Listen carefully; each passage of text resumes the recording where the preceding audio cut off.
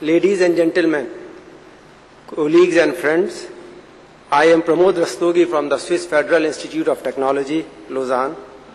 Apart from research and teaching, I have been closely involved in the development of collaboration with the Indian academic institutions, both at the institutional and Swiss government levels. When we are talking of global leadership of IITs, we are talking about our readiness to size ourselves up with respect to other global academic and research institutions who are all pursuing excellence with passion and commitment. When we are talking of global leadership, we are also talking about our will to instill a spirit of a strong competition in an education, research, and innovation system. Finally, when we are talking of global leadership of IITs, we are also talking about our will to see the governance of our education, our research and innovation accomplished with courage and conviction.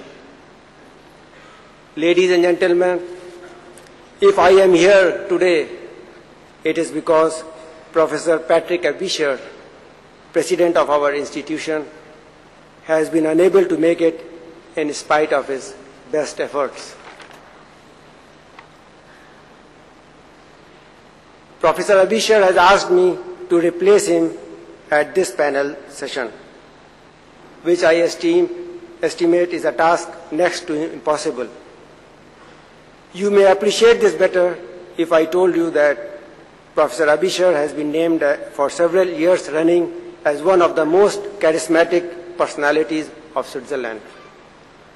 So before I go further, I will just share with you a strange type of experience I have had while coming from, I was in IIT Allahabad to attend the conclave of Nobel laureates, and 2 days ago I just fell ill. I had some food poisoning there, and then the doctor was called and different type of medicines were administered to me. And in the half an hour, 1 hour time, I was taking so many medicines, and then finally 2 injections were given to me. And I think that has perturbed my whole system. I got some sort of reactions. So until yesterday evening, I will say, the thought process was not clear. I was just wondering how I am going to face this. So, but today finally, I have a feeling I have got this freedom. But you know, when your thought process gets disrupted, it is not easy. So I was just saying this, that, well, overdose can be sometimes very harmful too.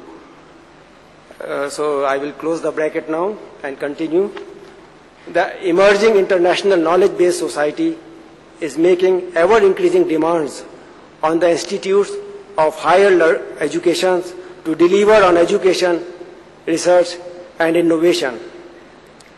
In the era of globalization, education has become the undisputed gateway to independence and to secure a place in society and in the world of work.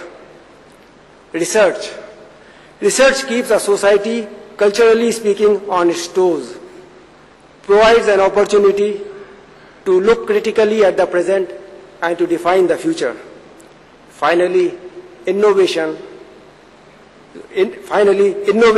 the brainchild of pure and applied research, is the driving force behind growth, income and wealth, and hence forms the basis for the competitiveness of any given country in the world. India and Switzerland share many basic values, be it democracy, federal structure, multilingualism, or the politics of non-alignment.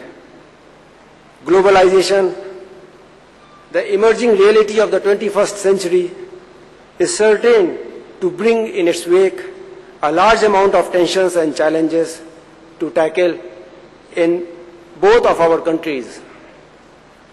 Higher education is far from being left unaffected by the winds of fast-paced changes that are sweeping the globe.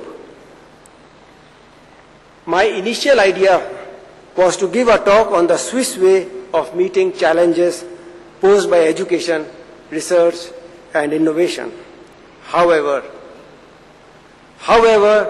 since all roadmaps, irrespective of their institutions' origins, are by definition pursued with a single-minded devotion and commitment, they have each the inbuilt characteristics of converging towards the point of maximum accomplishment.